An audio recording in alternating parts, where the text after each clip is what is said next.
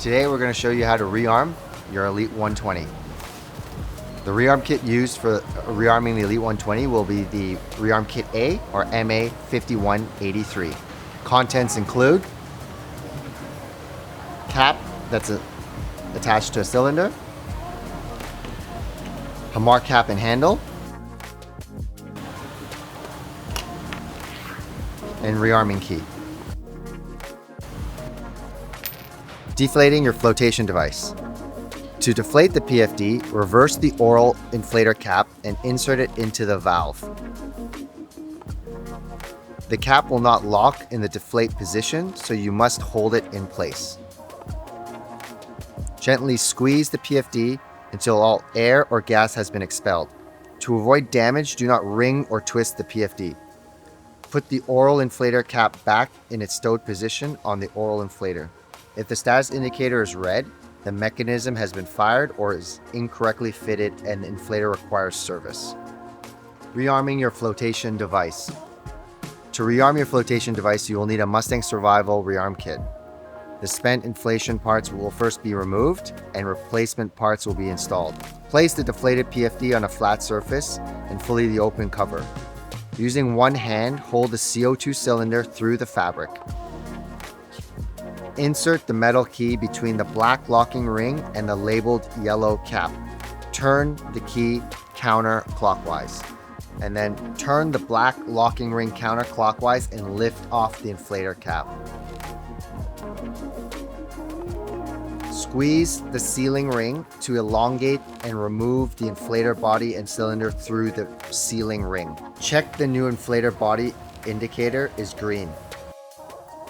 Insert the new inflator body with the CO2 cylinder pointing upward inside the PFD.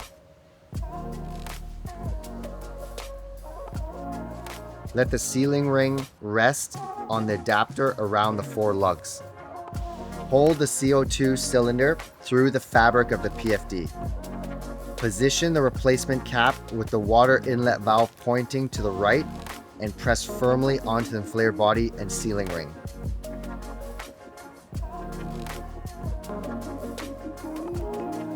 While pressing firmly onto the inflator body, turn the black locking ring clockwise into the locked position.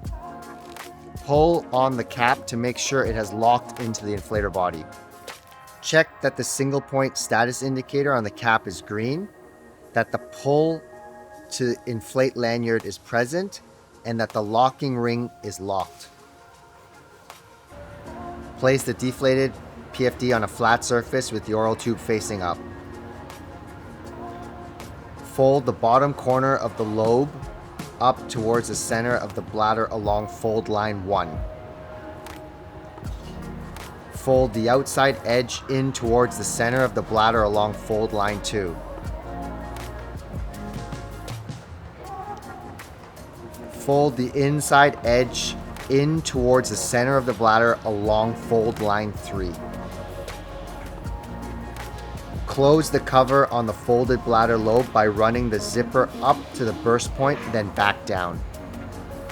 Locate the red breakout cord and ensure it's not twisted or tangled. Attach the end of the red breakout cord to the outside of the breakout tab using the hook and loop.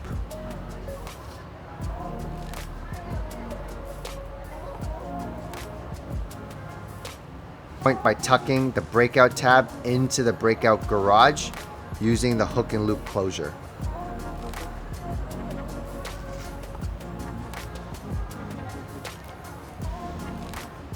Run the zipper on the inflator side around the perimeter to the burst point.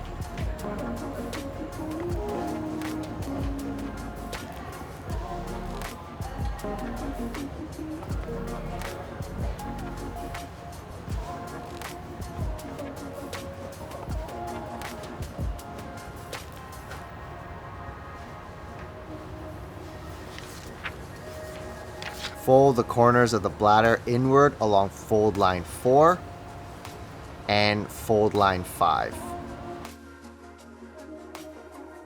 Fold the top of the bladder along fold line 6.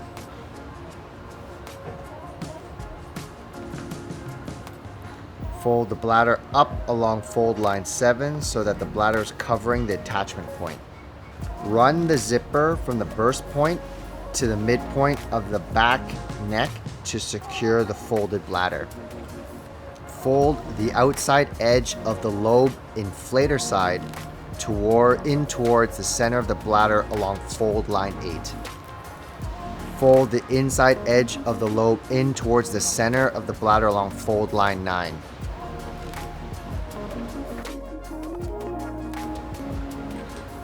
Fold the edge along fold line 10.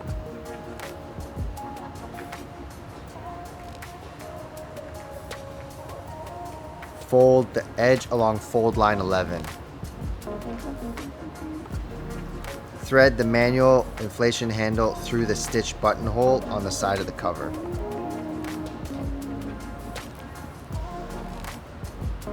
Finish closing the cover by running the zipper slider back to the end of the zipper run.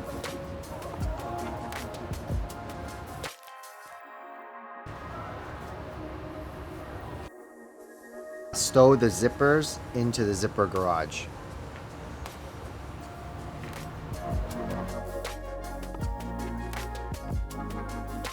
Secure the manual pull handle in the handle garage. Ensure the status indicator is centered and visible through the window.